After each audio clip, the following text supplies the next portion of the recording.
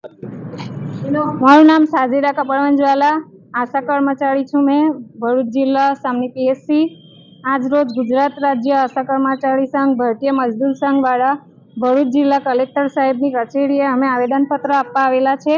ભરૂચ જિલ્લાની આશા બહેનો અમારા અમુક મુદ્દાને લઈને અમે આવેદનપત્ર આપવા જઈ રહ્યા છે। તો સરકારશ્રીથી અમારી એક જ નમ્ર અપીલ છે કે સરકારશ્રી અમારા આવેદનપત્રને સ્વીકારીને અમારી માંગોને પૂરી કરવા બદલ અમે એ માંગીએ છીએ। અને બીજું કે અમારા અમુક મુદ્દા છે, અમે લઘુત્તમ વેતન શરૂ કરવામાં આવે અને ઇન્સેન્ટિવ પ્રથા બંધ કરવામાં આવે, સમાન કામ સમાન વેતન માંગીએ છીએ। અમે કામ બધા જ કરીએ છીએ, પાયાના કર્મચારીઓ છે।